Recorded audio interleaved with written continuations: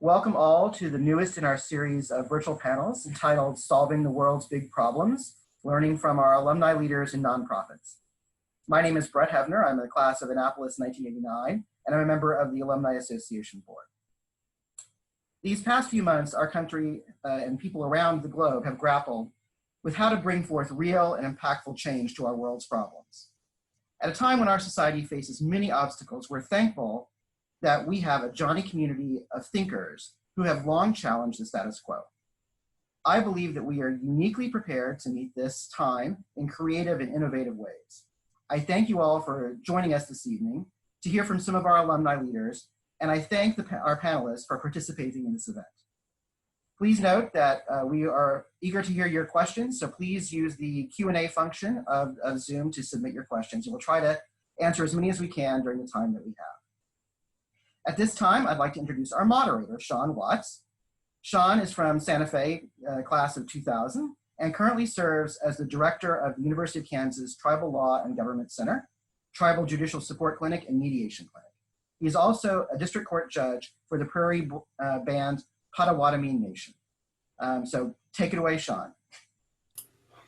Thank you, Brad. I appreciate the introduction. I think the first thing we're going to do is ask our awesome panel. So I'm meeting some of these folks for the first time just a couple of days ago as we were doing a tech run through, and could not be more excited to, I guess it's not unexpected to see so many Johnnies, even from different parts of the country, doing different things in different parts of the world, have so many things in common and so many ways we could connect. So it was really great to get to know them, and I'm excited for you all to get to know them as well.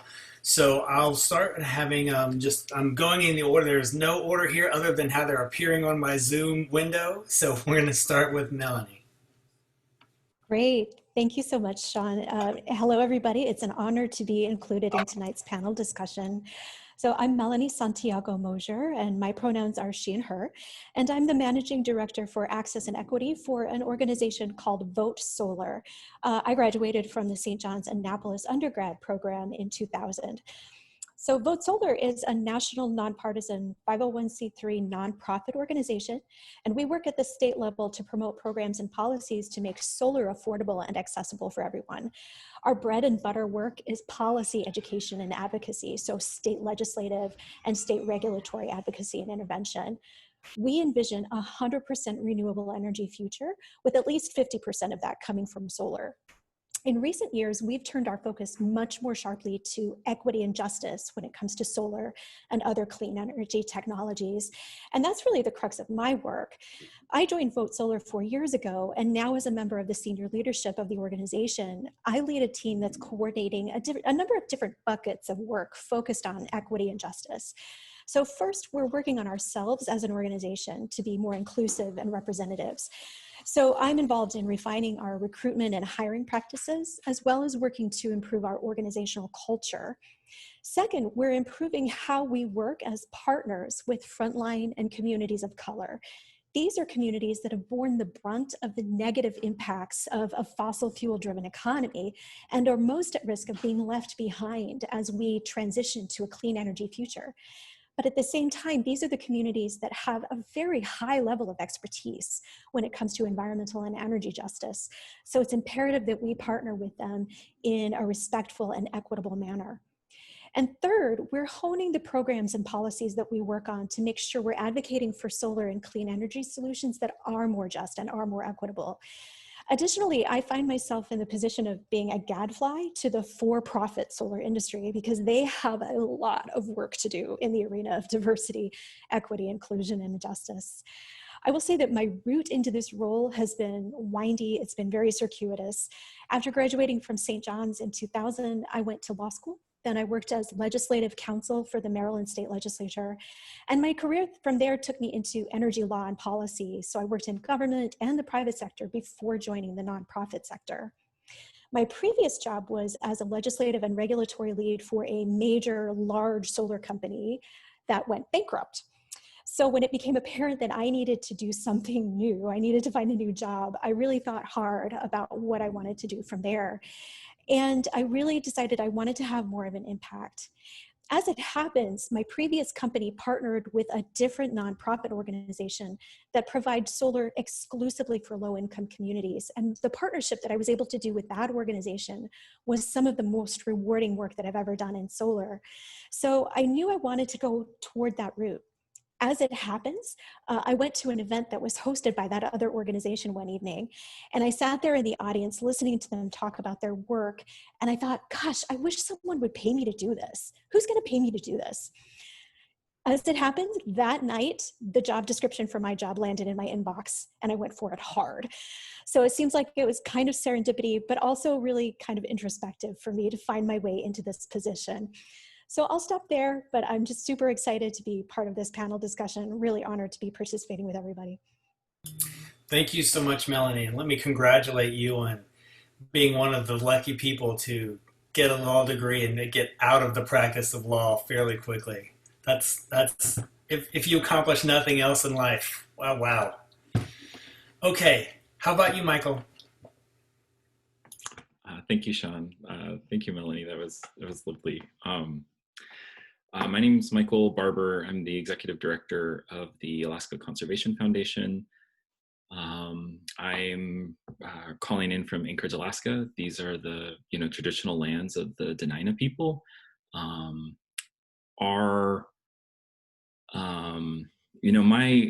Well, let me talk about ACF for a moment. So the Alaska Conservation Foundation was founded 40 years ago, and there was some large pieces of legislation that took place that affected Alaska. And one of those was the Alaska National Interest Lands Claim Settlement Act.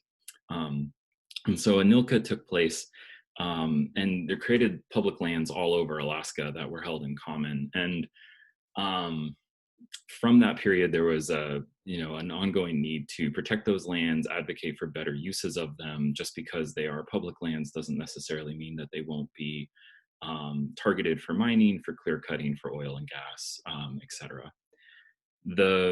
My personal story out of St. John's was I left, I graduated in 2005, and I went and got an MBA in sustainable management. I was very, very interested in energy as a solution for much of the world's problems.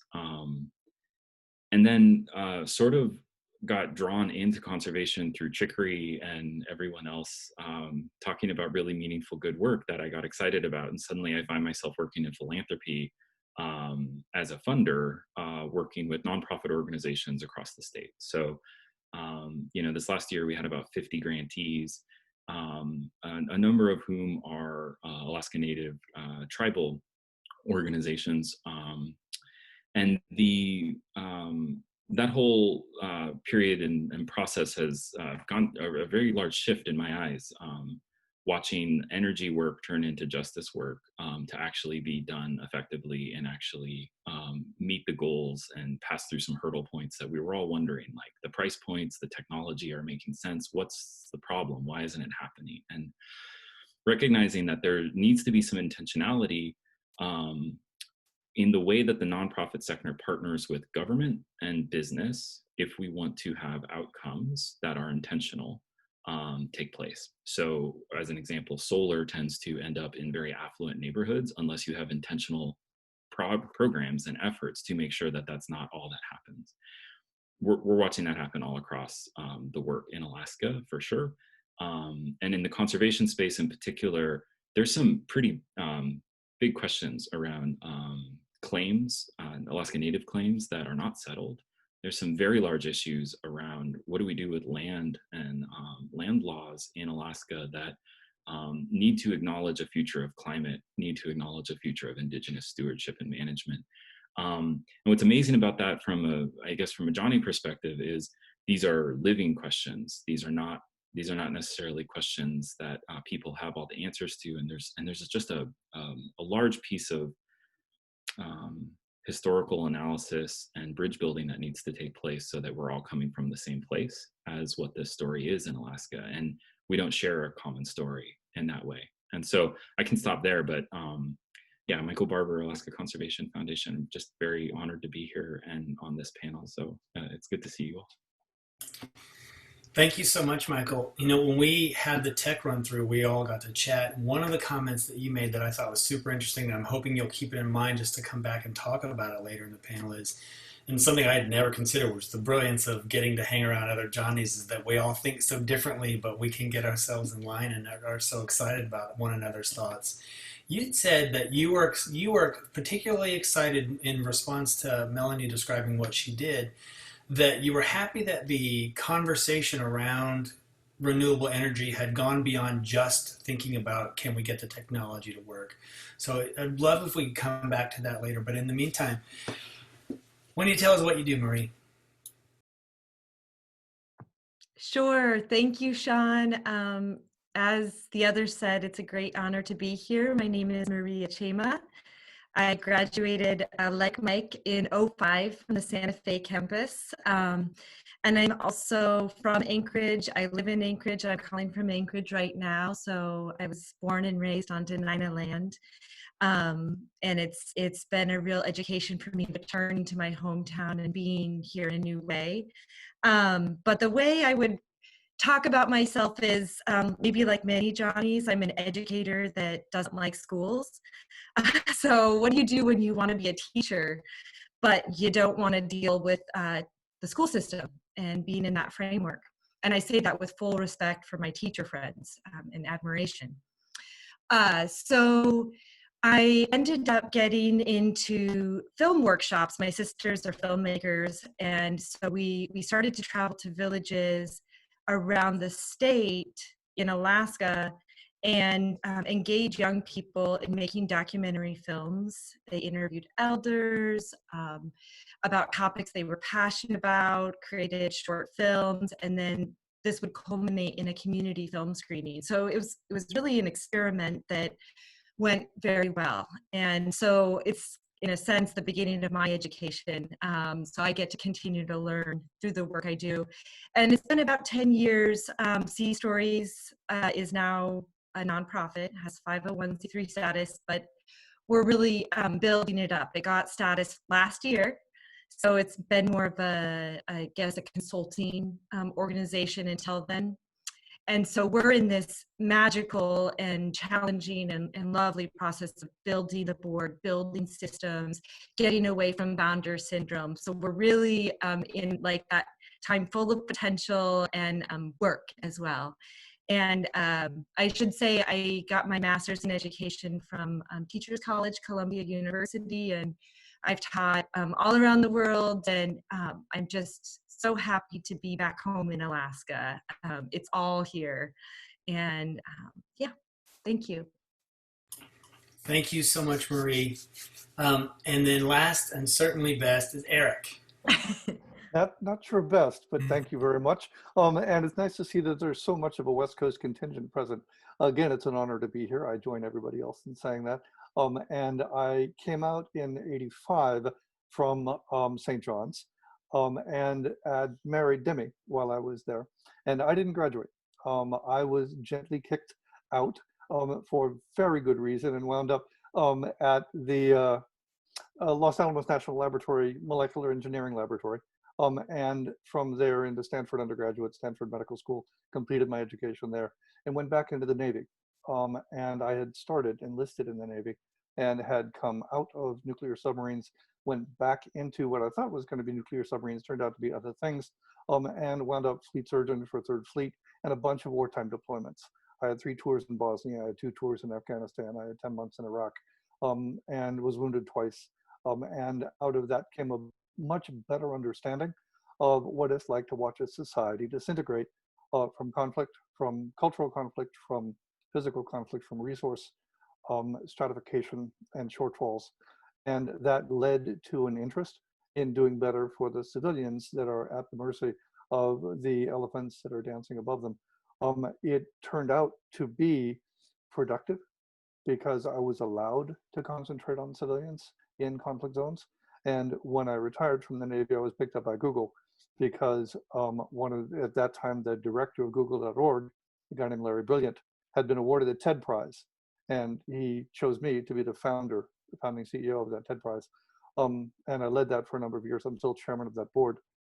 But leading that NGO for 3 years, and subsequently for another almost decade, has given me a lot of opinions on what it's like to manage an NGO, even with the backing of Google and the Rockefeller Foundation and everybody else, all the money you could require, what it really takes to manage the efforts at doing well in the world in a non-profit way. So in very brief, I've led a company for the last 6 years that is a profit for purpose company, which is actually a British classification.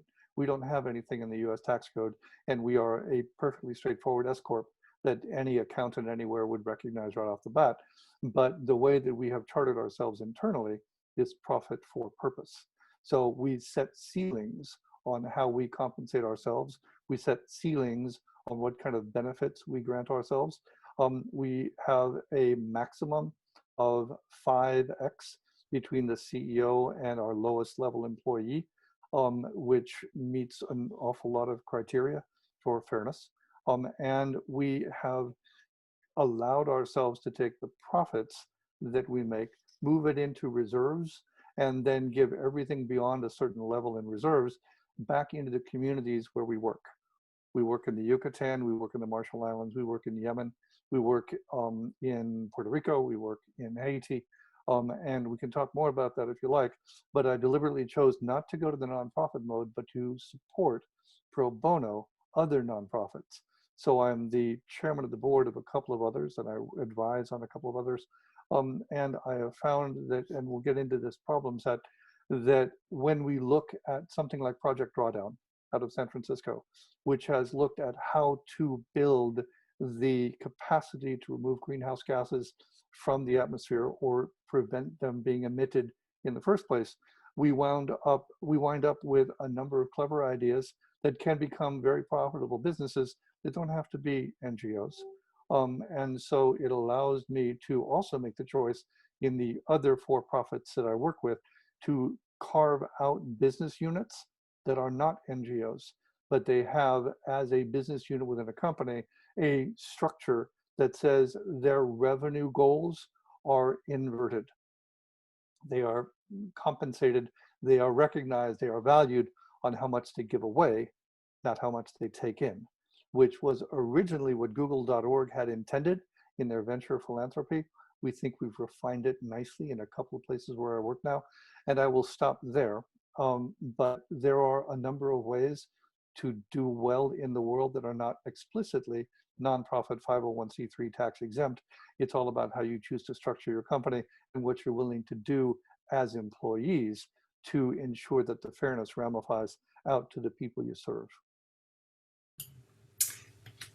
Thank you, Eric. That's a fascinating conversation, and I think will lead us into where we are. You're all doing such cool things. I've been so excited to get to this first question, which is that right now in the country, there are kind of two major things happening. Around the world, we've got the COVID-19 pandemic, and in the US specifically, those with so much support from folks around the world, a move to change how the police interacts with our citizenry, specifically our minority citizens, Black, Latino, Native American. And so we wanted to get a sense from you all, and anyone can start. What do you see as the biggest challenges and opportunity of this particular moment in history? Can I tackle that? At least allow me to start. The dominant challenge, there's a lot of challenges. There's an awful lot of stuff to do. A challenge is getting out of your chair. A big part of the challenge is letting your voice get heard out. Whether it's in your city council, it's at your school board, it's on the streets. So about 2.5 years ago, we had an event called Combat Veterans Stand with Standing Rock. And I was one of the physicians at Standing Rock for that event, and watching the number of people that came out of absolute nowhere.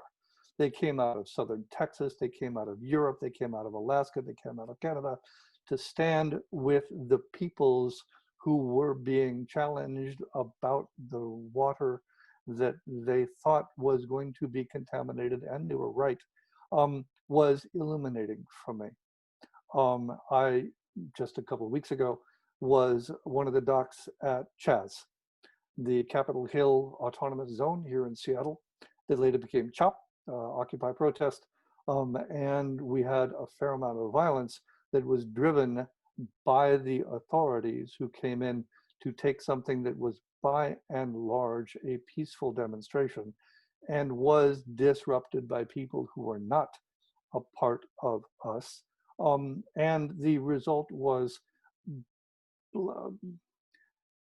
it was twisted in the popular media in ways that did not allow those who were actually protesting to be seen as the principled people that they were. So when we talk about any problem that we face, informing, getting up, getting out, putting yourself out there, I think is one of the things that we should be advocating for within our network. I'll stop there. I'd like to add to that. I think that was a really excellent point, Eric. Because my work is so involved in diversity, equity, and inclusion, when the uprisings surrounding racial justice started this summer, I felt such a sense of being overwhelmed and sad and angry. And for myself and also my friends and coworkers of color, because I knew all of us were in a lot of pain. One thing that helped me was doing an exercise called the Wheel of Privileges. You can Google it, because privilege means power. And so I did this exercise and I just sort of identified for myself, what are my privileges? What are the things that I am privileged with that I can use, the things that I can do to take power, to make things better? So I would just encourage everybody to, yes, identify the ways in which you have power. There are many ways in which we all have power to stand up, to speak out, to spend our dollars, to do a lot of different things, to act for justice and act to be anti-racist. When it comes to my organization, we've been doing anti-racist work as an organization for quite some time, but hadn't been really public about it. So we made a very, very strong statement for Black Lives Matter. And it was very, very interesting. We got quite a bit of positive response to that, but we got quite a few responses about stay in your lane. You're a solar organization. This isn't what you do. You should stay in your lane. And our response to that has been, no, this is our lane. This is absolutely our lane, because there is an absolute through line from racial justice to environmental and energy justice to the clean energy future. It's all interrelated. It's all intersectional. So in order to get to the future that we envision, we absolutely have to stand up for Black lives. We absolutely have to stand up and act as an anti-racist organization. When it comes to the COVID crisis, we see that as something like very fortunately, something concrete that we can actually get our heads around very, very easily. Not very easily, more easily to work on. We have been very active in terms of trying to establish a national moratorium on utility shutoffs. Millions of customers across the country are unable to pay their utility bills right now because they're out of work. But in the and so a nice thing that has happened in most parts of the country is that there is a ban on shutting off people's power right now. But in the meantime, those payments are accruing. The need to pay that back is accruing. So there's going to be a point of time in the near future when those bans go away and people are going to be faced with a lot of debt. So my team, many more smart people than me, have been working on ways that we can work with utilities and regulators to say, let's figure out how to manage those debts, forgive where we can, manage them, but also engage in clean energy as a way to help people afford their energy in a much more affordable and clean manner, and also get them on the pathway toward more affordability going forward. So that's something that we've really grasped onto, is saying, hey, clean energy is a way to help people who are very vulnerable right now. Mike, I know you would have a lot to add on top of that. You guys are in a similar field in many ways. I'll just briefly say I was really struck when Eric said, get out of your chair, because the first thing I thought of was get out of your board chair. So if you look at the challenge of decolonizing the nonprofit, nonprofits are run by white folks.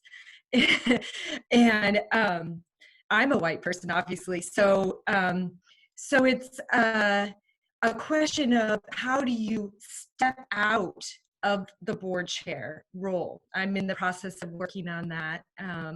And how do you really create space for a different, more inclusive leadership and inclusive of people of color, inclusive of people from all socioeconomic backgrounds, and authentically inclusive. We're not talking about tokenism or be nominally inclusive, and also just looking at the way nonprofits run and things like Robert's Rules of Order that we all take for granted. And are there other models for decision making? Are there other ways to think about how we run our organizations? So it was kind of, even though I think, Eric, your point was ultimately get out and be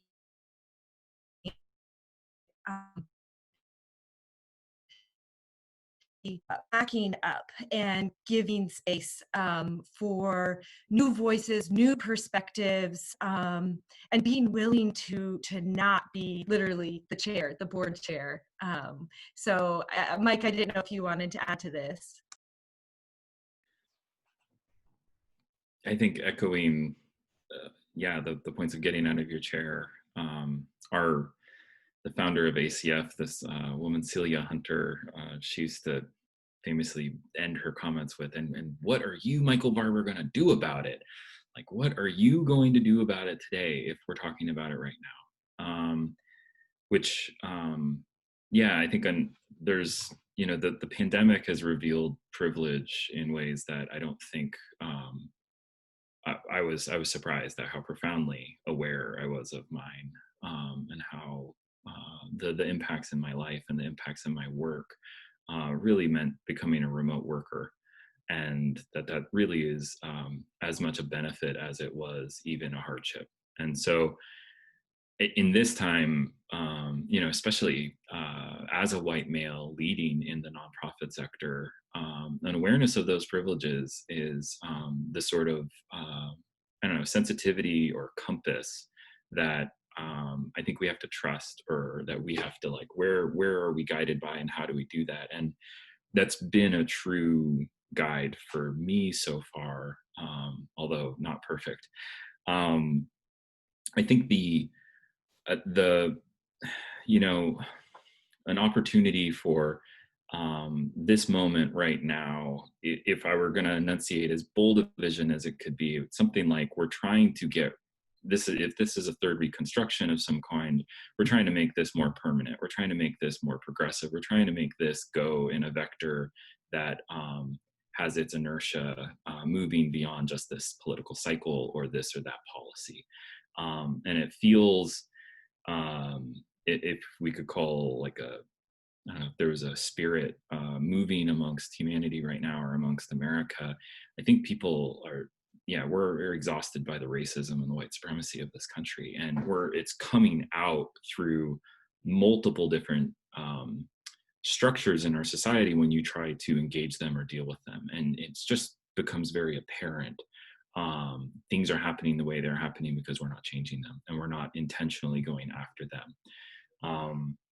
A meaningful, you know, I think a lot about climate change, and so you have this problem that no one actor, no one country, no one corporation, no one entity can solve. It's not a unilateral thing. It needs to be solved in partnership. It needs to be solved in coalition. It needs to be solved with the three sectors of American society: business, government, and the nonprofit sector, actually aligning in some way.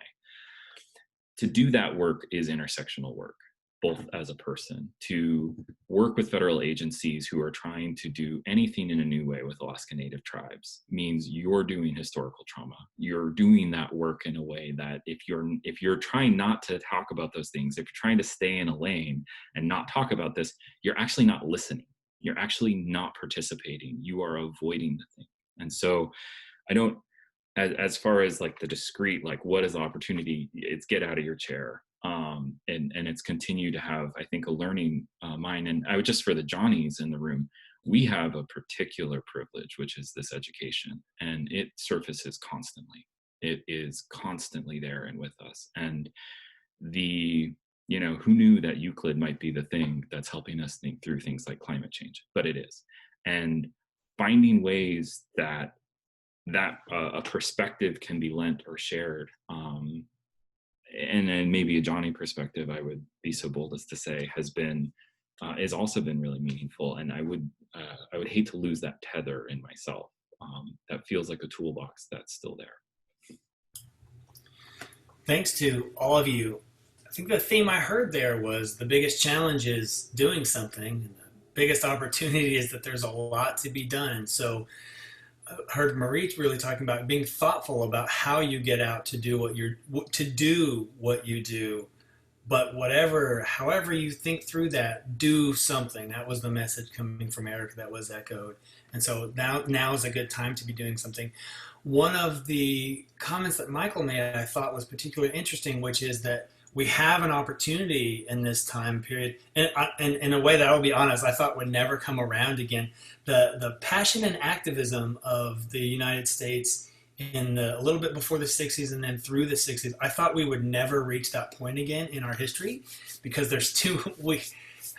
on the whole, as this country, we just have it way too good. Even the folks in communities that I know are underserved, underprivileged, or even oppressed, things are just so much different than they used to be. I thought we would never get there again, so I'm really excited to see it. And I thought Michael's point was a really interesting one, which is that how do we harness the energy collective energy that we're starting to feel? I know we have a lot of pushback that you'll see in the news media, because there's media carved out to highlight the pushback. But I do think as a whole, the country we're in line with the spirit here to really make some change. And Michael's point was, how do you make change so that you're not talking about changing the moment, but you're talking about changing the future? How do you sustain that? And so that kind of leads to the question we were going to ask anyway, which is that how has this moment changed the way that your organizations operate, especially with Michael's point in mind, which is looking to make sure this change is permanent for the future, and the momentum of it continues once the change is accomplished.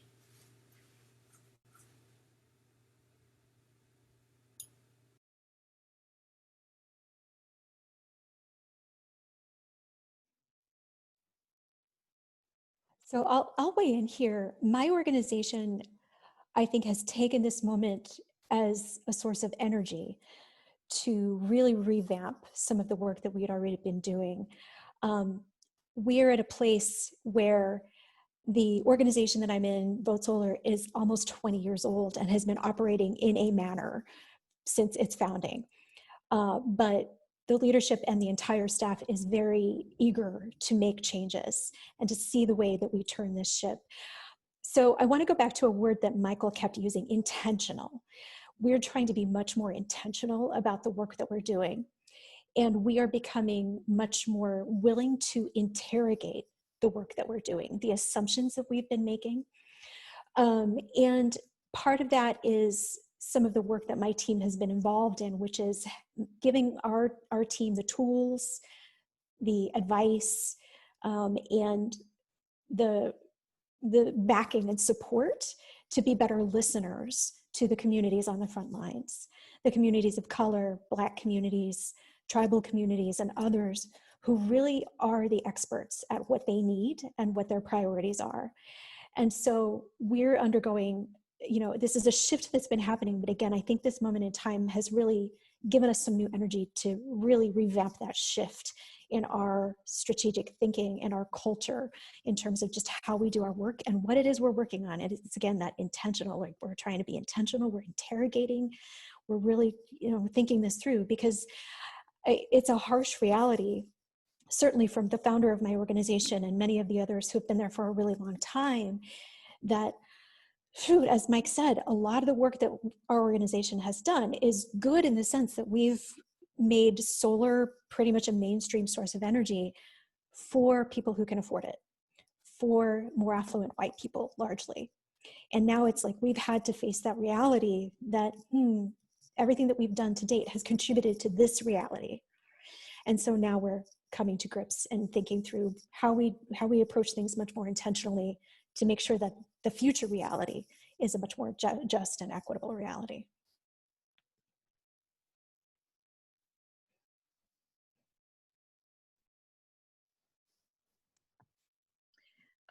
Thank you so much, Melanie. I'm learning so much from you. Can you guys hear me okay?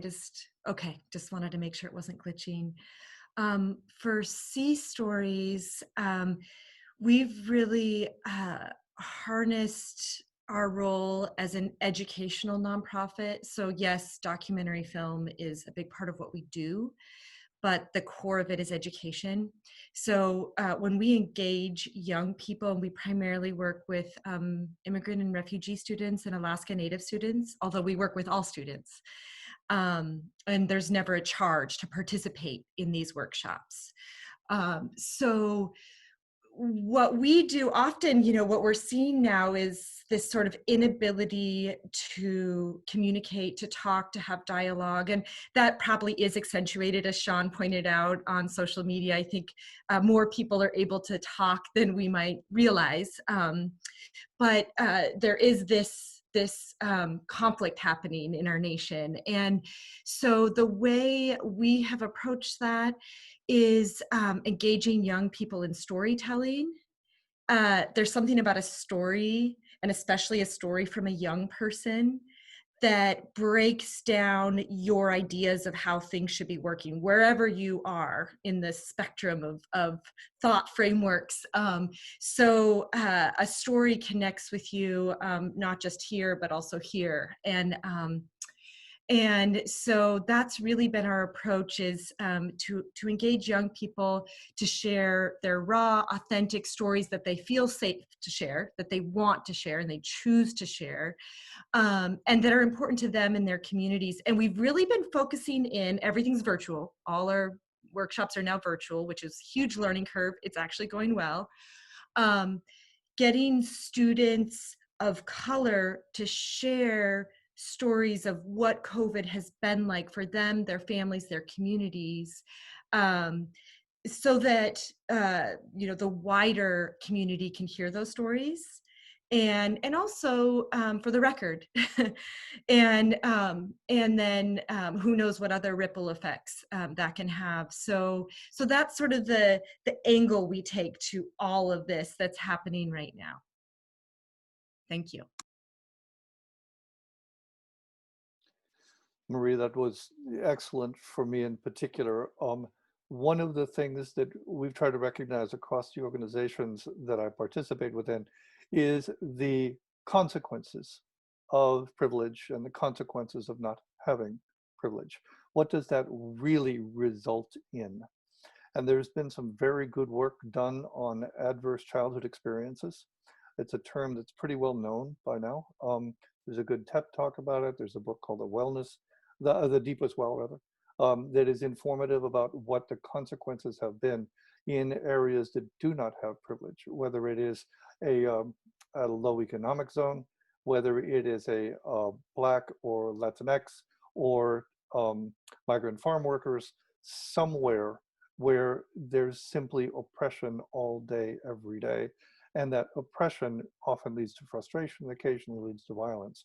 One of the things that has been documented just recently is something now being termed the moral determinants of health. Most of us are very familiar with the term the social determinants of health, but a friend of mine, a guy named Don Berwick, who's a professor of medicine at Harvard, had previously been the administrator of the Centers for Medicare and Medicaid That gave him a huge amount of visibility on those communities in the United States that are suffering every day. And on the 12th, for those of you that have access to the internet, which is kind of by definition everyone here, JAMA, the Journal of the American Medical Association, published a viewpoint from Dawn on the 12th of June called The Moral Determinants of Health. And one of the bits of detail that surfaces from that is that if you take the subway in New York City from Midtown Manhattan to the Bronx, life expectancy drops about 6 years per minute. You take the train from Lakeside, Chicago to the south side of Chicago, and the period of time that you are on that train, you watch life expectancy drop a total of about 20 years. There is nothing even close in the medical community that we can do. For example, if we eradicated all heart disease, ischemic heart disease is the #1 killer in the United States. If we eradicated all ischemic heart disease from everybody in the US, we would extend lifespan about 4 years. That is a fraction of the difference that can be made by just moving from one zip code to another. So looking at privilege, as was described by Melanie earlier, looking at the consequences of not having it, looking at what that really means in a lifetime of lack of education and micronutrient deficiency, inadequate brains being formed from a very early age, that's all becoming more visible. Because I agree with Michael. I didn't think that this, and I agree with Shawn, I didn't think that this kind of protest would make things visible again in my lifetime. And we've had some striking events that finally got some serious attention because we're all now carrying phones that have cameras. And those cameras, that microphone is transforming truth, our understanding of what really needs to be exposed. And NGOs have a leading role in that, but they're not the only ones. Everybody has the capacity to be a voice, be a witness, be a documentarian on the kind of things that have been going on and make it less acceptable. Change policy, change legislation, change law, change training. I'll stop there before I go too far. Well, and Eric, I would just pick up maybe on where we have power, privilege, or responsibility to change those things. That's, at first I was thinking like high-minded, what is the thing that we do to make it concrete and make it happen? And then I was like, well, okay, what am I doing actually right now? Like, what does it mean this week? And so there's a justice, equity, diversity, and inclusion process within our board and staff that, it's probably going to be a year, but I'm not sure if that committee ever goes away. That sort of work is more a learning journey. It's more of finding a way to hear or finding a way to listen. And one of the fears I have, and this is not an articulate fear, and this might not even be a correct diagnosis, so if you guys see the symptom I'm missing, please help. But there's this feeling of like, okay, so the 60s went down and it was like the country could do so much progress, and then it paused and we all went back to like raising kids and making money or making it go. And there was enough or something that it just took time to build up and build up and build up or something. But I don't want that to happen again.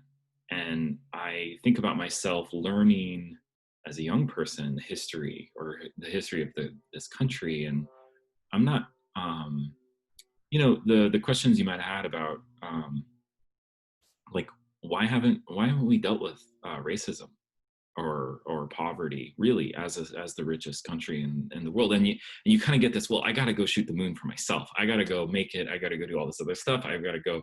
And I can only maybe outside when I'm going to go march or make a sign, I can be active or something. What's hopefully happening is I think in all three of the sectors, we're watching this intentionality or some sort of purposefulness or cause to the way we spend our time and our lives, professionally, as a family member, et cetera, becoming more connected, at least to these issues, or connected to the change that needs to happen. So even if you're not directly working on social justice issues, you better be talking about them in your organization. You better be engaging them with your friends. And if you're a white guy in a room full of white guys, you better be talking about it to them. And you better be really finding a way to listen and open up and hear these things. Like there's an obligation that is real. But I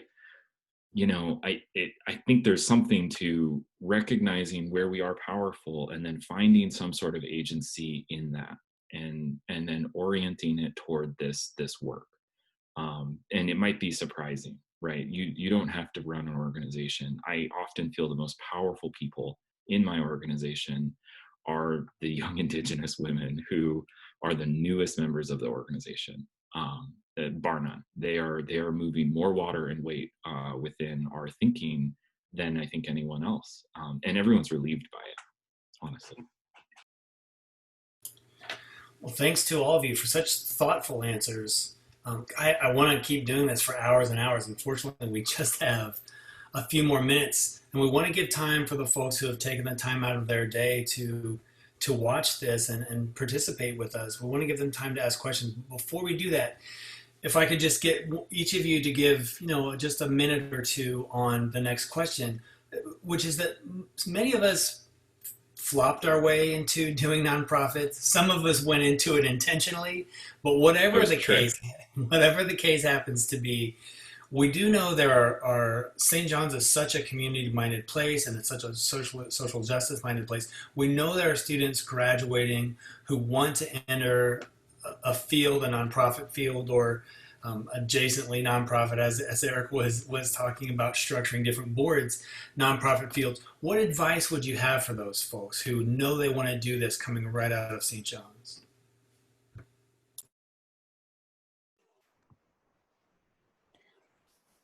So I'll go first. I would say keep an open mind. Know your limitations, because nonprofit work is hard.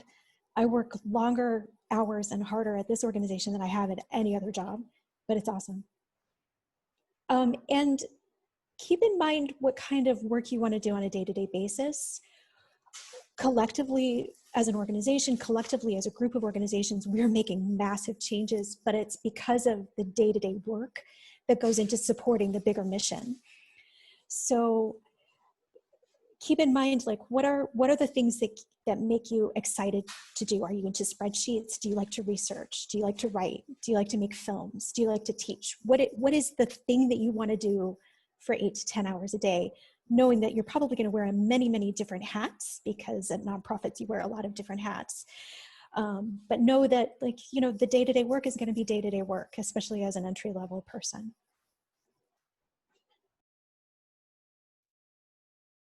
Thanks, Melanie. Go ahead, Mary, go. I'll just quickly second that. And the only thing I would add, especially since our economy appears to be tanking and probably will be for some time, sorry to be so blunt, but one creative idea is volunteering and writing yourself into a proposal. I mean, nonprofits are sorely in need of help just gathering the funds through proposal writing oftentimes. And if you're willing to partner with them and engage on that level, it's a good opportunity. And then you can really focus on the work you love, maybe more from the outset than, waiting years to get there. Thank you. I agree. And having talked about the alternative structures earlier, one of the reasons that I found it influential to look at alternatives was being in the room when a guy named Dan Pallotta gave a TED Talk. Dan is Pallotta. He about 10 years ago, and he was the most successful, arguably, nonprofit fundraiser in the history of the category. He was the executive director of both the Susan G. Komen Race for the Cure and the AIDS bike ride. Both of those are $100 million per year NGOs. And he gives in that TED Talk 5 reasons why the NGO format is a very, very, very challenging thing to try to fit within. in the US tax code. And it's on the list of reasons that I don't do that like that anymore. And I would recommend that TED Talk to you as you look at organizations that might be able to do very good work in the world without actually being a 501c3.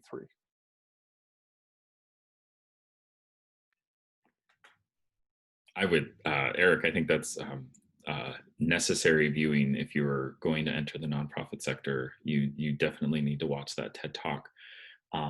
Points out some of the, basically you're going to work harder, you're going to give more talent, and you're going to be asked to receive nothing. In fact, if you want something, you'll be called unethical. And so while you might be creating more benefit and better outcomes for underserved communities all over the world than anyone else in government or the private sector. That said, yeah, the nonprofit sector, there is a blurring happening of organizations that look like S corps or standard entities on tax filings, but they're actually for benefit entities, or they're benefit driven, cause driven organizations that are struggling to be understood actually in the current tax code. And so there's a plenty opportunity for people to look at some very unorthodox organizations that are not strictly a nonprofit out there. And I think that's wise advice. And sort of the idea is there, can you have beneficially earned revenues within nonprofits? And so, and turns out you could maybe utilize earned revenue models and the sort of market force and sustainability that they provide for all kinds of purposes. I mean, there's some amazing stories of, if the goal is to have families having dinner together in certain zip codes, turns out they get felons to get on bikes and do laundry service. And the laundry service creates the time for mothers to be with their family, because after they work 2 jobs and cook dinner, they're not going to do laundry because it was already done during the day when the laundromat wasn't busy. And it's an employment for ex-cons. It's like this whole thing, like multiple wins, but it was all focused on an earned revenue model.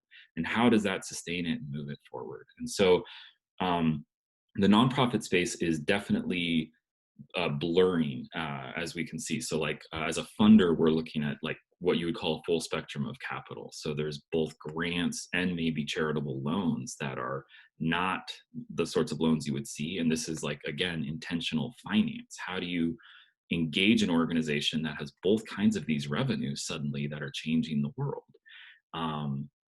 I do think that the nonprofit sector at its best can be a form of peacemaking. And if you're working on home and if you're actually connected to grassroots community leadership, there is an authenticity there that is that's meaningful and transformative. And it protects against the sort of founding syndrome dynamics that Marie brought up. When it actually is connected to community in some sense, it's not just your story or it's not just your initiative, it can change. That said, I'm leery of trying to fix the nonprofit sector. And I would just recommend that you don't spend a lot of time trying to make it better, because it really is a tax write-off. The nonprofit sector exists because of the tax code, and anything is charitable to what somebody says is charitable when they create their thing. So, I mean, not anything. I mean, there's clearly some things that are not for the charitable purpose, but like, if you've met a donor, you've met one donor. If you've met one foundation, you've met one foundation. And so the nonprofit sector is varied. It's very diverse, and there's many entry points.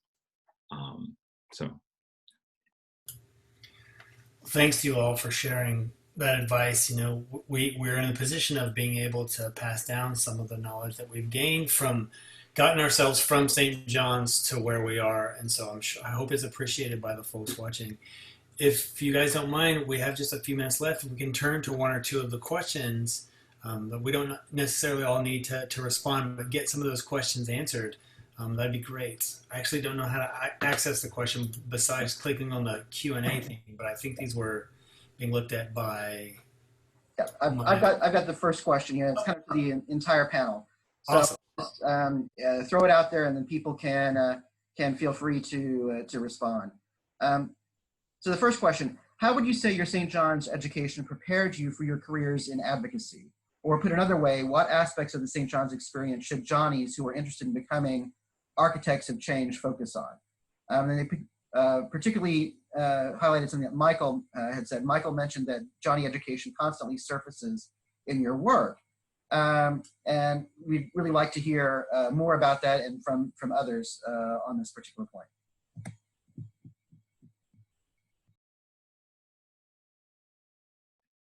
I don't need to answer that if somebody else has an example, but you know, how it surfaces. Have you ever had a moral quandary show up and suddenly you're like, oh man, actually, I think I've thought about this before, because I had some big thinkers go through a couple of the options.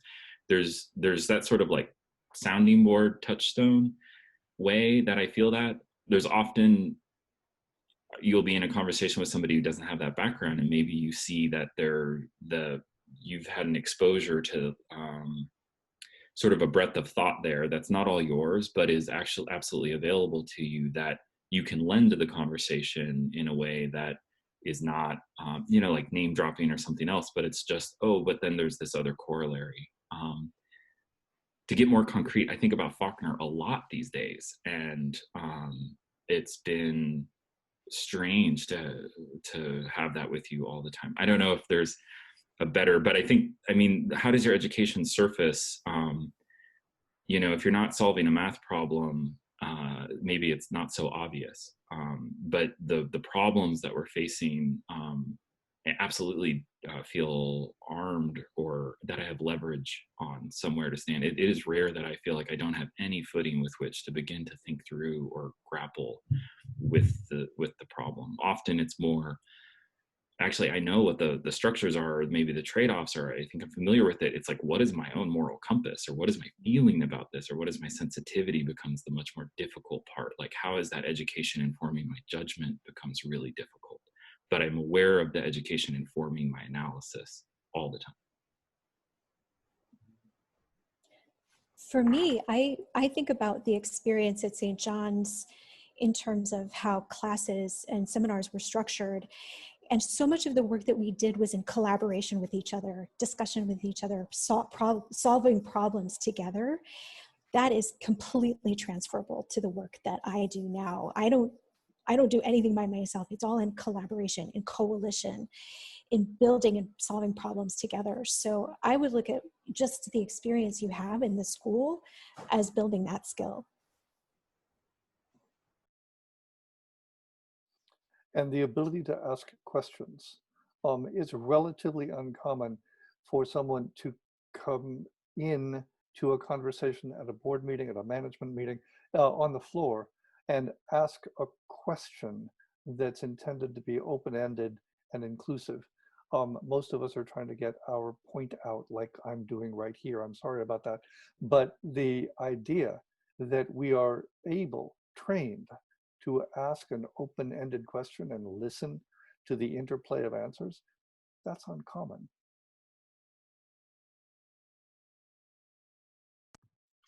And I'll just add to that, and I think it was really implicit in everything you guys said, communication. And I think part of communication is that openness and listening for multiple perspectives, not being locked in on one narrative.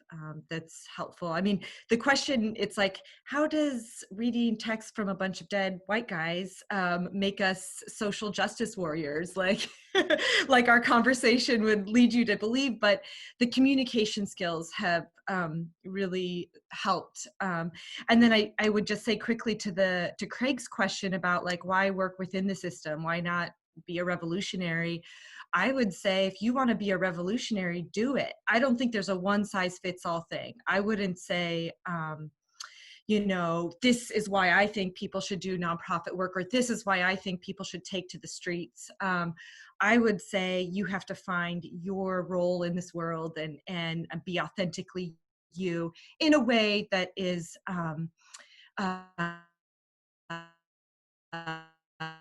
for. Sorry, Marie, had you finished? Because at least I did, got a little breakup for you?